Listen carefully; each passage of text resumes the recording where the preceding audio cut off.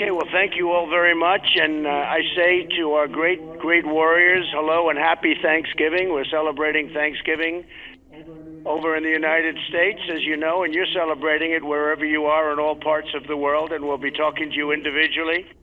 We're honored to be joined on today's call by great patriots. You are really great patriots representing each branch of the American Armed Services. Melania and I want to express our profound gratitude for the extraordinary sacrifices you make to defend our nation while you're away from your families and loved ones. I hope that you'll take solace in knowing that all of the American families that you hold so close to your heart, we're all doing well. The nation's doing well, economically better than anybody in the world. We're the hot nation of the world, and it's nice to know you're fighting, and you're fighting for something that's doing well, and that's our country. I want to begin by welcoming Colonel Stephanie Barton and the men and women of the 101st Airborne Division. These are real warriors, and you have the Resolute Support Sustainment Brigade, and they are joining us from Bagram Airfield in Afghanistan, where our soldiers are providing invaluable aid in combined joint area operations throughout Afghanistan. You are doing an incredible job. A lot of progress has been made, and your courage truly inspires us all. We know what you're doing, and we watch it. Oftentimes, we're watching it every night during the news, and we know it's dangerous, and we also know that you've had an unbelievable impact. Joining us from Al Jabar Air Base in Kuwait is the Central Command Response and Crisis Response Special Purpose Marine Air Ground Task Force. Lieutenant Colonel Sam Howie, you are really great Marines, and you're the embodiment of honor and courage and commitment. It's incredible the job you're doing. I particularly want to congratulate you on the work you've done to crush ISIS from the air and from the ground. And really, big progress has been made. They're very close to being gone, and we like it that way. But you have shown incredible courage, and I have to say you've shown great leadership. So thank you very much. And Lieutenant Colonel, thank you very much, and we'll be talking to you in a little while. Happy Thanksgiving as well to Captain Pat Hannafin and all of the sailors aboard the USS Ronald Reagan. Great ship. Your ship's motto is one that we embrace every day: peace through strength. That's what the motto is, and we have that motto at home. Everywhere the 7th Fleet sails, the USS Ronald Reagan is an enduring symbol of American might, American strength, American power, and really American goodness in so many ways. From the United States Air Force, we're joined by the 455th Air Expeditionary Wing, which is supporting Operation Freedom's Sentinel and NATO's Resolute Support. Brigadier General David Lyons, thank you very much, David, is the commander. And I want to congratulate you on every minute of the 455th for your outstanding work. Not only have you destroyed hundreds of ISIS, and actually far more than hundreds, and many Taliban targets, but you protect coalition ground forces throughout the region, and you protect them like nobody else. It's incredible the job you do, and I just want to thank you all for being on. And I have to say, General, it's great to speak to you by teleconference and by phone, because your reputation is an incredible one. Representing the U.S. Coast Guard, our crew members from 6 Coast Guard cutters, from the shore support teams that are part of Patrol Forces Southwest Asia, which is the largest Coast Guard unit outside of the United States. And I'm actually going right now. I'm in Palm Beach, Florida, and I'm going over to your local Coast Guard station, and we're going to spend some great time with the men and women of the Coast Guard. They have, from a lot of standpoints, you could call it branding, you could call it whatever you want. The job they've done on hurricanes in this country, they've saved thousands and thousands of people. In fact, in Texas, they saved over 12,000 people. If you think of what that means, over 12,000 people. They went into seas and they went into areas that nobody else would go into, and it was incredible what they've done in Texas, what they did in Florida, what they did in Puerto Rico. The Coast Guard has really become a symbol of strength and perseverance and toughness and genius, actually. It's purely genius. So hello to Lieutenant Nicholas Hartman, who is the commanding officer of the cutter Aquanet. And I also want to congratulate Seaman Christopher Wilson on being selected for A school. That's A, like in A. That's the best, right? Seaman Wilson, you truly make us proud. Congratulations. That's a big deal. Going to that school is like going to the Wharton School of Finance if you happen to be doing what you do. And to everyone on today's video conference also, I want to thank you all for serving. Today we thank God for the blessings of having you people be our heroes, and you really are our heroes.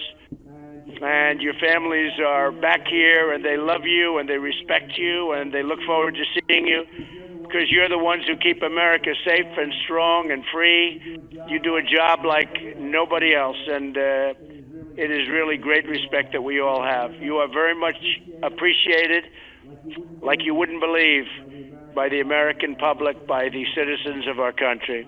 I want to maybe start with the Air Force, and I know that Brigadier General David Lyons is on the phone. And David, tell me a little bit about what you're doing. Our mission here, we defend the two busiest airfields in Afghanistan, Kandahar and Bagram. We support our teammates and our mission sets, and then we deliver decisive combat air power across the entire country of Afghanistan. And Mr. President, I know you can't see us right now, but you've got 150 airmen in this room that would love to say Happy Thanksgiving to you. Vultures, what do you say to the President? Happy Thanksgiving! That's great. Well, that's really fantastic. How are things going over there? Are you looking up? How is it looking to you? You've seen it. You've been there a while, and you've seen what's going on. You know what's happening better than anybody. How do you find things going? Both the Taliban and ISIS are resilient adversaries, but I think that we're doing well. We get after them every single day. Our objective here is to fight the away game. And so what I mean by that is we never want this adversary to reach our shores again. And so every airman here is dedicated to keeping this fight away from our shores. A stable Afghanistan is good for Afghanistan, but we do what we do for America, sir. Well, you said it better than anybody could have said. Keep them away from our shores, and that's why we're doing the strong borders. You probably see over the news what's happening in our southern border and our southern border territory. Large numbers of people, and in many cases we have no idea who they are, and in many cases they're not good people. They're bad people. But large numbers of people are forming at our border, and I don't have to even ask you. I know what you want to do. You want to make sure that you know who we're letting in, and we're not letting in anybody, essentially, because we want to be very, very careful. So you're right. You're doing it over there. We're doing it over here. And your people at the border, we have the military at the border for the first time. I don't know if it's ever, or certainly there's never been a presence like this, but we have a very powerful border now. We have the Cosentina fencing, and we have things that people don't even believe. We took old broken wall, and we wrapped it with barbed wire plus. I guess you could really call it barbed wire plus. This is the ultimate. And nobody's getting through these walls, and we're going to make sure they're the right people, because that's what you and your family want, and all of your families, that's what they want. And that's why we're all fighting. You know, we're fighting for borders. We're fighting for our country. If we don't have borders, we don't have a country. So we're doing very well on the southern border. We're very tough. We get a lot of bad court decisions from the Ninth Circuit, which has become a big thorn in our side. We always lose, and then you lose again and again, and then you hopefully win at the Supreme Court, which we've done. But it's a terrible thing when judges take over your protective services, when they tell you how to protect your border. It's a disgrace. So we're winning, and you're winning, and I appreciate it very much. And General, your reputation's an incredible one. Thank you very much for doing the job, and I'll see you back when you're in the United States, or maybe I'll even see you over there. You never know what's going to happen. Thank you, Mr. President. We appreciate that. Thank you very much. Really great. And thank all the men and women with you. Really Spectacular people. Well, next, let's talk to the U.S. Coast Guard Commanding Officer, Coast Guard Cutter, Aquanic, and it would be Lieutenant Nick Hartman. And so, Nick, tell me a little bit about what you're doing, where you are, and how's it going? Good morning, Mr. President. This is Nicholas Hartman, like you mentioned, from Coast Guard Cutter Aquidneck. Here in the room, we have 14 members from Patrol Forces Southwest Asia, and we're located in the Kingdom of Bahrain, Mr. President. Our mission out here is to patrol Arabian Gulf, Straits of Hormuz, and conduct our U.S. Central Command and NAVCENT objectives here in the Gulf.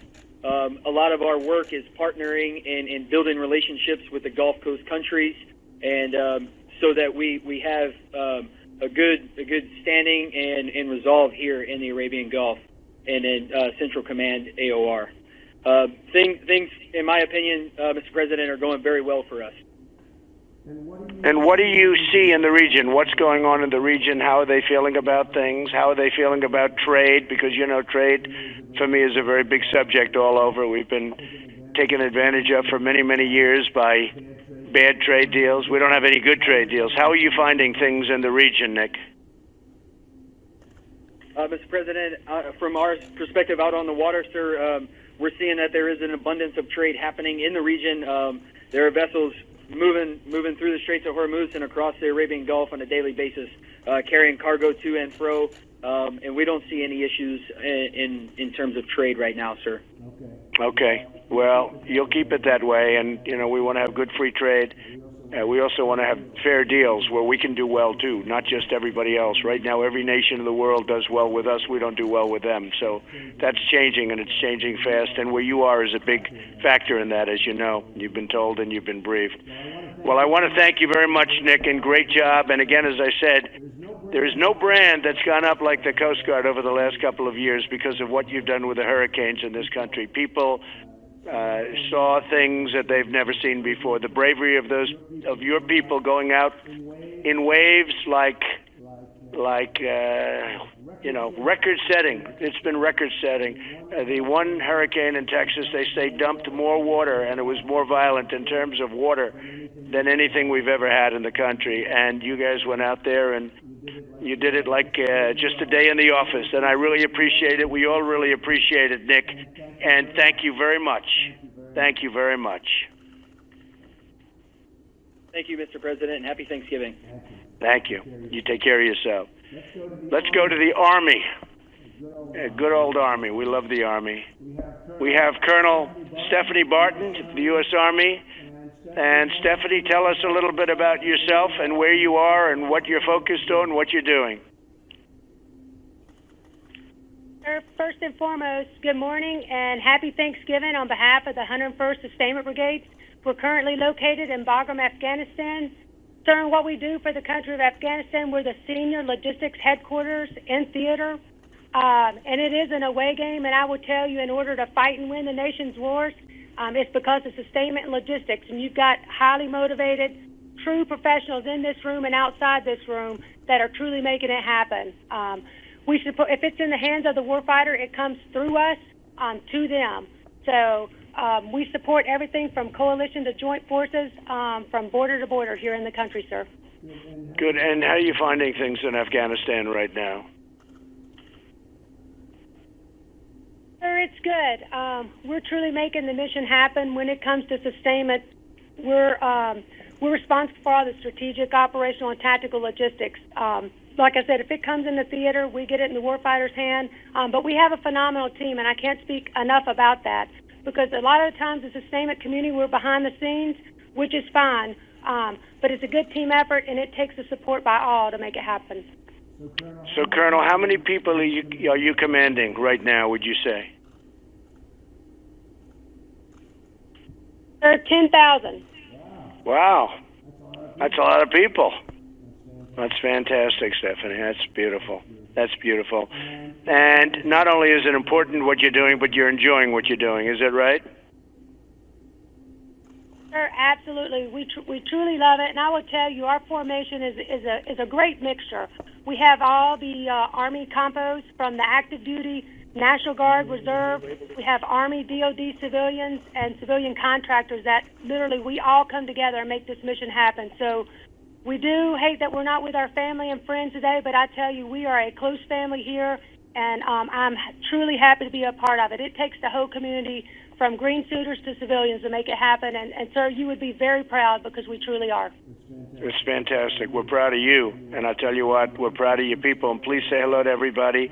Have an incredible Thanksgiving. And we're taking good care of you. You know, the budget's now at $716 billion, Stephanie, right? So we're getting rid of some of that old equipment that you see what's going in, the best in the world, right? So you see a big difference. It's an awfully big difference from what we had before. And it's only getting better. We'll be stronger than ever before, and with people like you, we feel very confident. So, Stephanie, thank you very much. Happy Thanksgiving to all, and I will see you when you're back.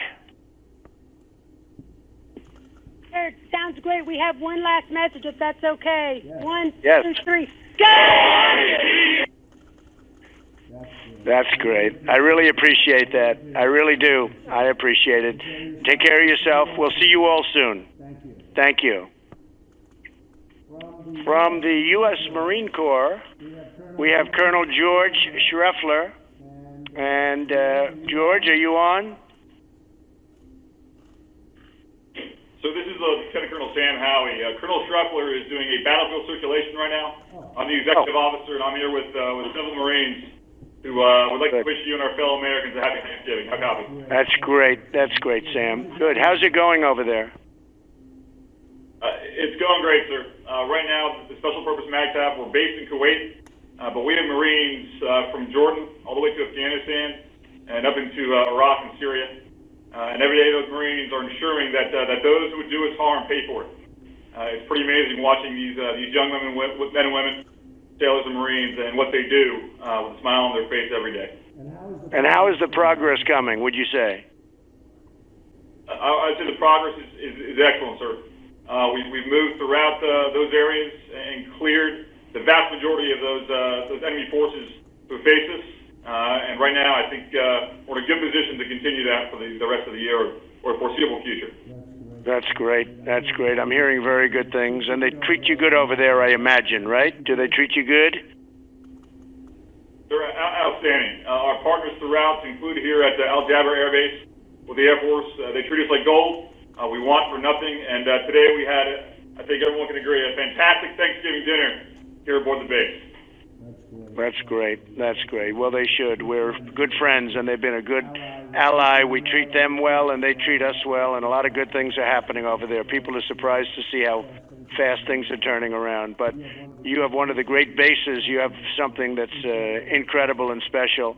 And we'll get to see you, George. We're going to get to see you very soon. And I will say, and say hello to everybody else, but I will say, I want you to have a great Thanksgiving. You are, what's the time difference? What is your time lag over there? How many hours between, let's say, East Coast? Right now, sir, it's 1800 in the evening. So there's Right. about a Big? 8-hour difference between us. Yeah. That's a pretty big time difference, right? That's a pretty big time difference. So you've celebrated. Well, listen, you just take care of yourself and say hello to the Colonel and everybody. And you're special people, very, very special people, and we're very proud of you. And give my regards to Kuwait and everybody, but a lot of progress being made. Your country is really doing well. It's really doing well, like it hasn't done before. So that's good. It's always good to be fighting for something that is working. And unlike a lot of countries, this one works well, and it's working better than ever. So we'll see you when you're back, or maybe we'll see you some other place, okay?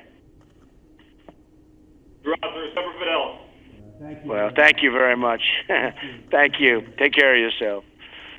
From the U.S. Navy, we have the commanding officer, Captain Pat Hannafin. And Pat, are you on the phone? Yes, sir, I'm with you. And from the over 4,800 sailors and airmen aboard USS Ronald Reagan, the nation's only permanently forward deployed aircraft carrier. We are currently in Victoria Harbor, Hong Kong, about 13 hours ahead of you. still Thanksgiving here, and from all the sailors on board Reagan, serving peace through strength for America in the Indo-Pacific. Good. We wish you a happy Thanksgiving. Well, that's great, Pat. I appreciate it very much, and say hello to everybody, and happy Thanksgiving to you. So the condition of the ship is A1? Alpha 1, sir, absolutely. Okay, good. Very important. So, we have another big one. The Gerald Ford is going to be joining you pretty soon. How does this compare in size and scope with the Gerald Ford? You know all about that. That's the new one, right? Yes, sir. Size and scope, a good friend of mine just left command of that. But size and scope about the same. Certainly some improvements there to the plants and a few of the radars, and even the catapults and gear are slightly different as well. But we'll push over 140 a day daily. Yeah, Pat, tell me about the catapult system. So on the Gerald Ford, they don't use steam, which is the first one that I've ever heard of that doesn't use steam. And I know they have some difficulties, which I'm not happy about, and they spent a lot of money. And I was just curious, the steam system is tried and true for many, many years, as long as we've had aircraft carriers. How do you find steam versus what they're doing on the Gerald Ford, which is electronic and digital, if you can believe it? Yes, sir. All of our Nimitz super carriers have been using steam for decades, and we find it pretty reliable.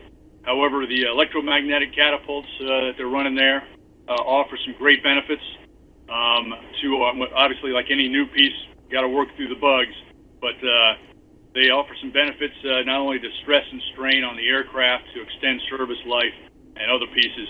I have no doubt we'll work through that just as we work through all of our other advancements and continue to bring it to the enemy when called to do so.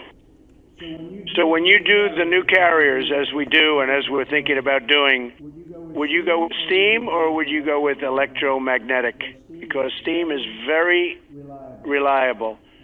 And the electromagnetic, unfortunately, you have to be Albert Einstein to really work it properly. What would you do? Yes, sir. You sort of have to be Albert Einstein to run the nuclear power plants that we have here as well, but we're doing that very well. I would go, sir, Mr. President, I would go electromagnetic cats. I think that's the way to go. We do pay a heavy cost for transiting the steam around the ship. Good. Okay. I like to hear that. I'm actually happy about that answer because at least, they're doing what they're doing, but that's actually a very good answer. So, Pat, how are you seeing things over there? What's going on? Yes, sir. We have been flying, sailing, and operating everywhere international law allows, just as we have for decades out here, in full support of our free and open Indo-Pacific push in company with our Japanese and other allies. We've worked with the Japanese here in Keen Sword, the Australians, Canadians, so a lot of allies out here, and we are certainly their best friend and our allies and our adversaries' worst fear. And that's exactly what we want to do, is bring peace through strength to this region. Right. And you have a 6-month deployment approximately? Sir, we're a little shorter than that, but Reagan, as your only permanently forward deployed carrier, spends about half of the time each year out and about half back in getting maintenance work on it. Each of the sailors and airmen aboard spend 3 to 5 years out here with us at a time before going back to a stateside assignment. But they're all honored to be serving the nation out here. Right. Pat, why is it that the Reagan is the only one that's permanently deployed of all the aircraft carriers? Why is that? Was it set up for that, or is it just happens to be? Yes, sir. We have worked a single aircraft carrier out in Japan for decades now. Reagan took that role back in about 2013. I'm sorry, that's not quite right. About 2016. But it switches out, so different carriers out here for different periods of time. It was George Washington before us, and then a few of the conventional carriers, going way back to Midway, Kitty Hawk, and Independence. So we've been running that for a while. And it's just an infrastructure piece. It takes quite a bit of infrastructure to make that work, but we get a lot of presence out of it for the region. And do you feel safe in the region? Do you see any hostility? Do you see any aggression? Because, you know, you're hearing a little bit about aggression from a couple of the players. What are you feeling? Yes, sir. We have safe and independent operations out here throughout the theater. We do feel safe. There have been a couple of close calls, but in most cases, the vast majority, they are professional navies, and we have no doubt that we can bring that we bring the U.S. interest to the theater, and expect that to continue into the future. That's great, Pat. Well, I want to wish you a happy Thanksgiving and say hello to everybody in the Navy. And just in closing, I want to wish everybody a really, really happy Thanksgiving. And we'll see you when you're back, and maybe I'll see you over there. But it's a great honor to talk to you. I know everything about what everyone is doing, and you're doing an incredible job, and you're keeping us safe. And we all miss you back here, but we'll be seeing you soon. And on behalf of the whole country, I want to just thank you for what you're doing. Very, very special people, men and women that are just incredible people. You're highly respected. And I tell you what, our country has such respect. I don't think you hear it enough, but our country has such respect for you and the job you do. So happy Thanksgiving, and we will see you soon. Happy Thanksgiving. Happy Thanksgiving. Thank you. Thank you all. Bye. Bye. Great people. They're great people. President, I'm looking forward to going to Afghanistan or going to the Middle East. And we're going to do some interesting things at the appropriate time. We'll be doing some very interesting things. Do you have a sense of when yet, when the trip might be? Excuse me? Do you have a sense of when the trip might be yet? I do, but I can't tell you. You're the last people I can tell. How's everything in Florida doing? Okay. The weather's good? Yeah? Florida? Welcome to the Southern White House. Does the CIA have a recording of MBS demanding Khashoggi silence? I don't want to talk about it. You have to ask them. Well, the border's coming along very well. It's become very strong. We're getting some terrible decisions from the Ninth Circuit, as usual. I don't know if we've ever had a victory in the Ninth Circuit. We have to appeal it. Yes, a vast number of their decisions get overturned, generally speaking. And it's a shame. It's a shame. It's a disgrace, frankly. And essentially, they're legislating. They're saying what to do. Some judge sitting in some location very far away is telling our incredible military and law enforcement what to do. And it's not right. And it's been going on like that for a long time. And we are doing really well, considering the laws are a disaster. And if we had the right laws, it would be a lot less expensive and would do it a lot easier. But we don't have the right laws, and we have people interpreting the laws, and they always give us a bad interpretation. So hopefully we've shown some light on the Ninth Circuit. I know that Chief Justice John Roberts, has been speaking a little bit about it, and I think and I have a lot of respect for him. I like him and I respect him, but I think we have to use some common sense. This Ninth Circuit, everybody knows it. It's totally out of control. And what they're doing, what they're saying, the opinions are very unfair to law enforcement. They're very unfair to our military. And they're very unfair, most importantly, to the people of our country, because I'm keeping them safe. And you see how we fortified things, and all of that vast amount of fighting that you see going on at the border, it's all taking place in Mexico. And Mexico cannot believe how tough these people are. The mayor of Tijuana and so many others had said, boy, these are tough people. They start fighting right away. They're tough people. You have many criminals in that caravan, and the big caravan hasn't arrived yet. And we're very well fortified. We have fencing and walls like very few people have. We've been able to do it rather quickly. Cosentini wire, and so many other things are there now that they didn't have. And they're not coming through. We're not letting criminals into our country. Got to come in legally. You have to come into a process. And we want people to come in because I have many, many companies moving back into the United States. They're opening up car plants, they're opening up factories all over the country. The United States is booming. We have the lowest unemployment we've essentially in most groups ever had.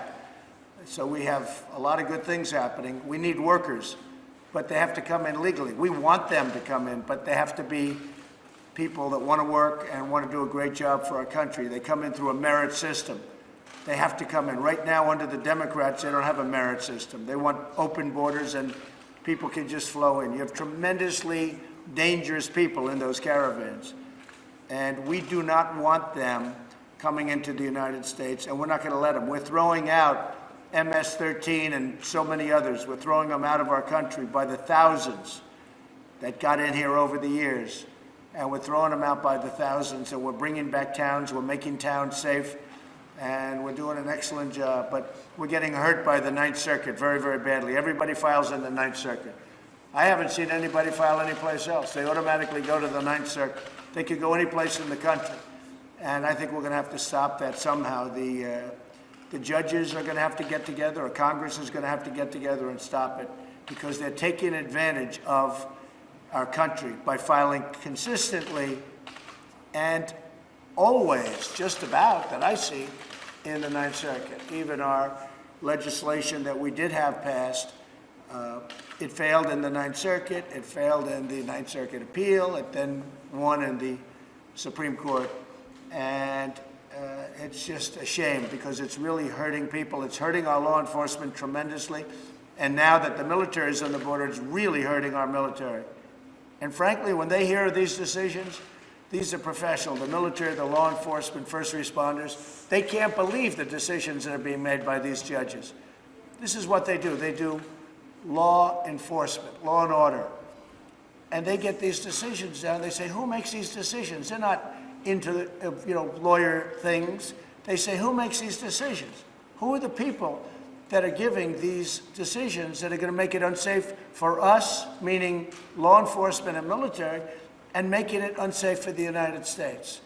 So despite that, we have a very powerful border, and a lot of good things are happening. Mr. President, are you concerned that by not punishing Saudi Arabia more, it could send a message to other world leaders that they can do as they please in America? Could you weaken their eyes? No, not at all. Saudi Arabia has been a long-time strategic partner. They're investing hundreds of billions of dollars in our country. I mean, hundreds of billions. They're keeping the oil prices low. I see that yesterday, one of the papers, I was blamed for causing traffic jams because I have the oil prices so low. Well, I have the oil prices low because I'm jawboning them and others all the time to keep them low. Nobody ever did that. No president ever did that. And gasoline is now at a very low number. But I actually got even beat up for that, where they said the president has the gasoline so low that he's causing traffic jams. Can you believe this one? I said, that's one nobody ever thought of. So anyway, no, but I'll always, let's have some traffic jams. We want low oil prices, and Saudi Arabia's really did a good job in that respect. They pumped out a lot more oil than was going to be pumped out when I called them about 4 weeks ago. And if you look at oil, 4 weeks ago, it was at 82, 83, and it was going up to 100 a barrel. That would have doubled your prices and even tripled your prices at the car for gasoline. And instead, you have very low gas prices all over the country. That's because of what I did, and Saudi Arabia helped us. But very importantly, they're investing billions of dollars. They're buying their equipment from us.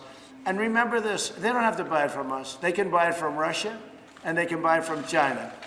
They make very good equipment. They don't make as good equipment as we make. Nobody does, nobody even close. But they make very good equipment. So they can spend that money in Russia and China and other places, and that is not acceptable. So the CIA, Mr. President, concluded with confidence that India... They didn't conclude. No, Josh, they didn't conclude. I'm sorry. Wait. You're saying they did not? Josh, no, they didn't conclude. They did not come to a conclusion. They have feelings certain ways, but they didn't have the report. And you can ask Mike, they have not concluded. Nobody's concluded. I don't know if anyone's going to be able to conclude that the Crown Prince did it. But I will say this, I don't know. I don't know. But whether he did or whether he didn't, he denies it vehemently. His father denies it, the king, vehemently. The CIA doesn't say they did it. They do point out certain things, and in pointing out those things, you can conclude that maybe he did or maybe he didn't. But that was another part of the false reporting, because a lot of you said yesterday that they said he did it. Well, they didn't say that. They said he might have done it. That's a big difference. But they're vehemently denying it, and we have hundreds of thousands of jobs.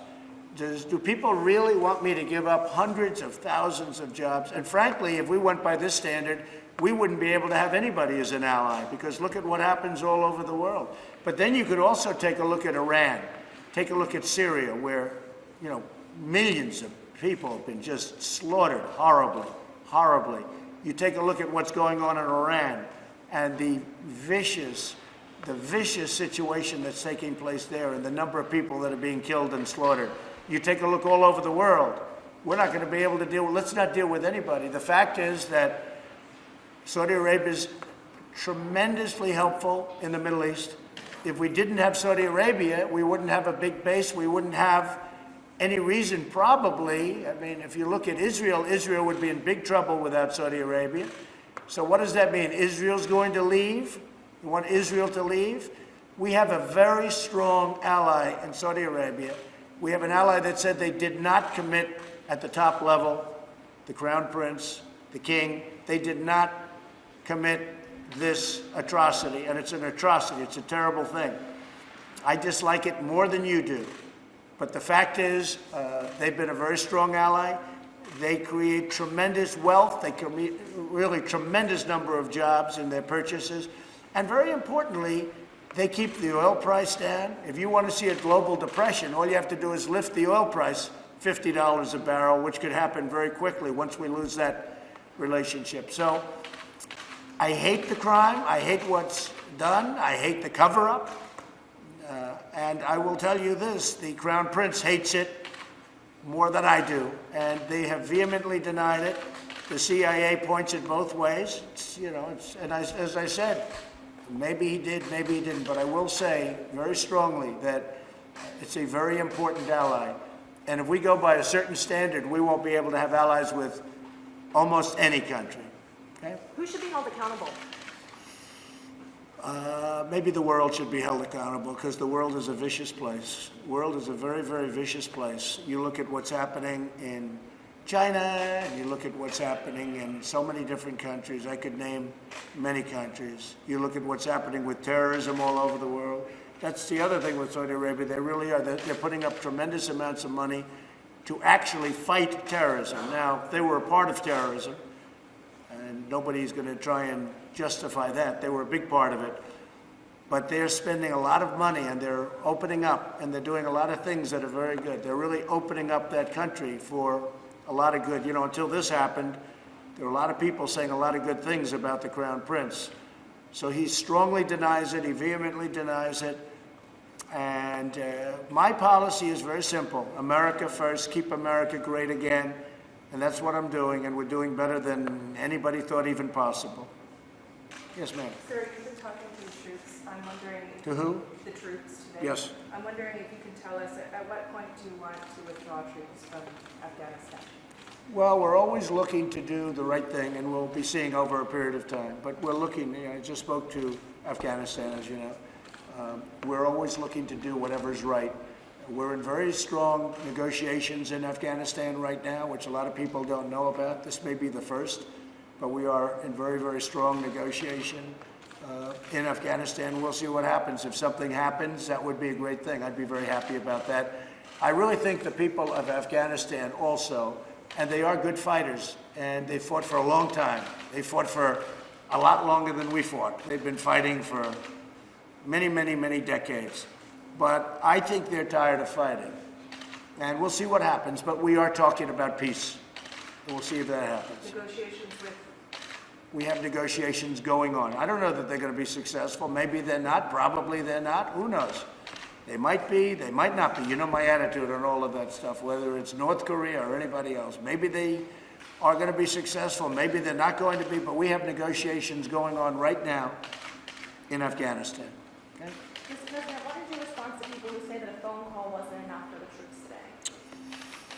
Well, nobody's done more for the military than I have. I took the budget from very little to $700 billion and then $716 billion. And I'm now going over to the Coast Guard, where I did last year, and I will probably a lot, but we're going over to the Coast Guard. I really believe nobody, in fact, a number of generals were on television over the weekend, and just unrelated, but they all mentioned the fact that nobody's done as a president for the military in a long time what I've done, because I've taken spending where you had a depleted military and it wasn't being fixed, and it was a mess, and it frankly put us in danger. And I was able to get Congress to give us $700 billion and now $716 billion for our military. And I've also done more for the vets than anybody's ever done. I got choice approved. They've been trying to get choice for 40 years, more than 40 years. They couldn't get it. Where a vet can go directly to a doctor now, instead of waiting on line for 2 months and 2 weeks and 3 weeks, and amounts of time that are unthinkable to anybody, including yourselves. So I think I've done more than anybody else, certainly in many, many years and probably in many decades. Mr. President, are there any updates on the troops that are being sent to the border in regards to the caravan? No, no troops. We're going to have a strong border. Our southern border is going to be very strong. You heard me speaking to some of the folks just now in different parts of the world, and they're so proud of the job they're doing. And you got to have borders. If you don't have borders, you don't have a country.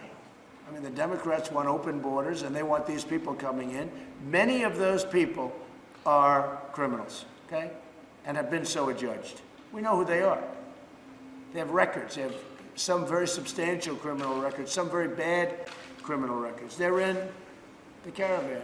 You saw what happened in Tijuana, where a number of the people said, these are tough people. They start fighting.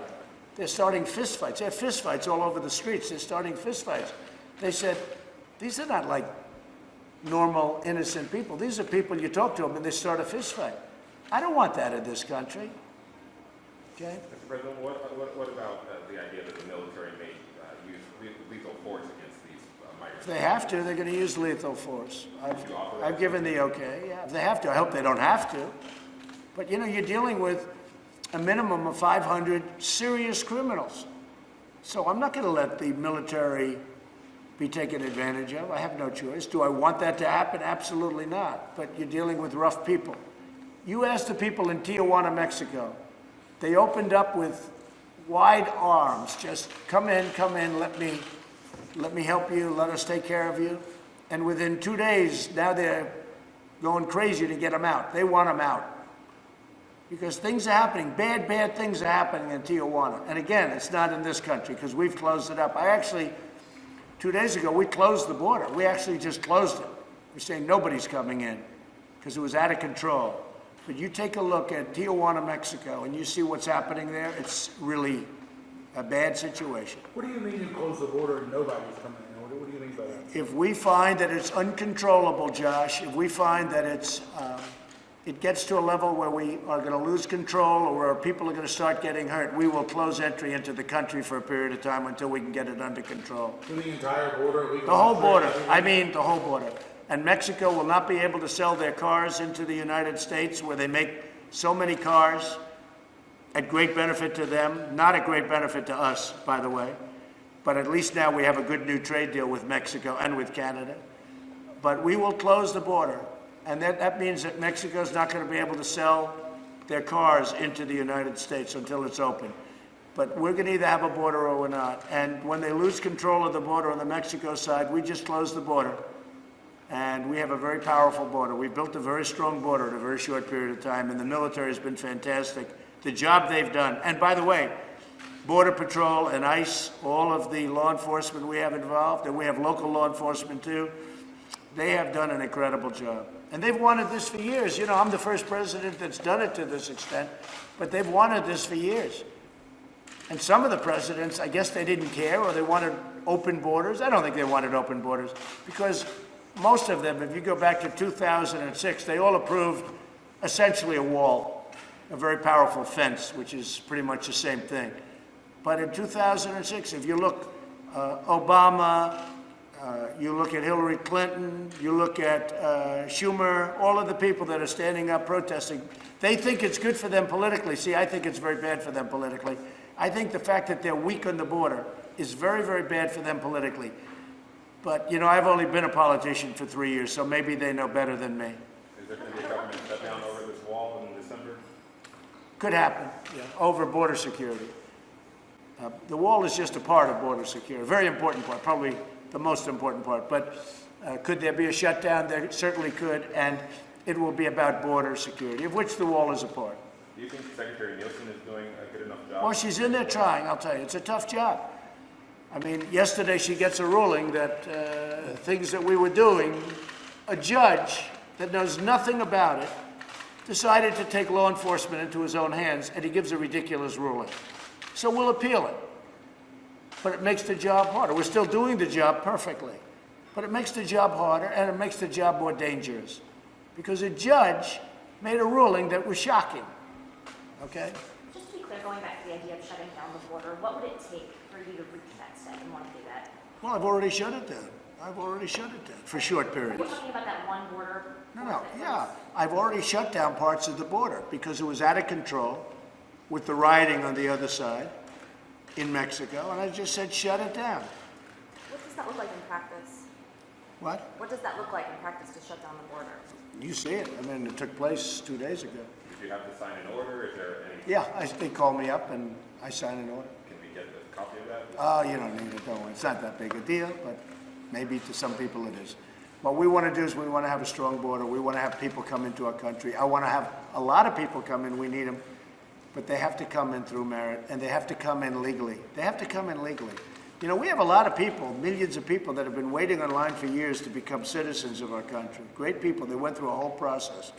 And then these people come in and they think they're just going to walk in and it's a very unfair thing to all of the people that have been waiting online, in some cases for many years, because they've done it right, but they don't think they've done it right because they say, well, how can we do it right?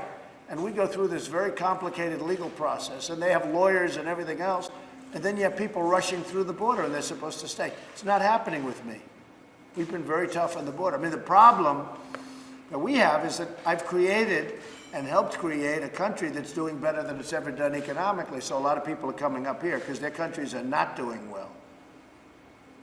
And perhaps for a reason, but whatever that reason is, their countries are not doing well. Okay, a couple of more. Anybody else? Yes, ma'am. How prepared are you for this meeting with President Xi? How are you preparing for it, and how confident are you? I'm very prepared. I've been preparing for it all my life. You know, it's not like, oh, gee, I'm going to sit down and study. I know every ingredient. I know every stat. I know it better than anybody knows it. And my gut has always been right. And we're doing very well. And I will tell you, China very much wants to make a deal. China has been taking advantage of the United States for many, many years. They've taken out $400, $500, and $600 billion a year. That doesn't include the theft of intellectual property, which has been horrible, what they've been doing. And, you know, it's not a question of preparing. I think I prepared for this meeting. I had a meeting literally right in that corner with President Xi. We have a great relationship. I like him a lot. I think he likes me. He probably likes me less now than he did before we did what we're doing. But we've picked up trillions of dollars in value, and China has lost trillions of dollars in value since I'm president. Trillions, many trillions of value. And we've picked up many trillions of dollars in value. And we are a true economic power, far greater than we were before I became president. We are an economic power that is far greater than we were. When I took over, we were teetering. We were in bad shape. We were going down to -4, -5, -6% in GDP. Instead, last quarter we hit 4.2%. And we are doing very well. I can say this, China wants to make a deal very badly. Do you think it's going to happen? Because of the tariffs, because right now on $250 billion, they'll be paying as of January 1st, 25%. And in many cases, they're already paying 25%. On the rest that they're not, they're paying 10%. But the 10% goes to 25% on January 1st. And so they're going to be paying a tremendous amount of money, which, frankly, is great for our country. We're taking in billions of dollars from China. We never took in 10 cents from China. They took everything from us. We never took anything from them.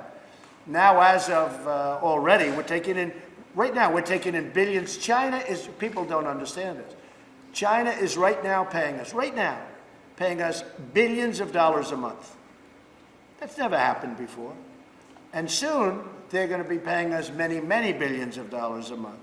But China wants to make a deal. If we can make a deal, we will. Are you worried about Matt Whitaker's finances and his potential hacking? No, Matt Whitaker's a highly respected person.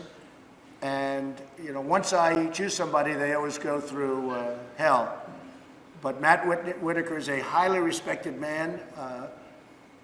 The Justice Department respects him tremendously. I've spoken to a lot of people.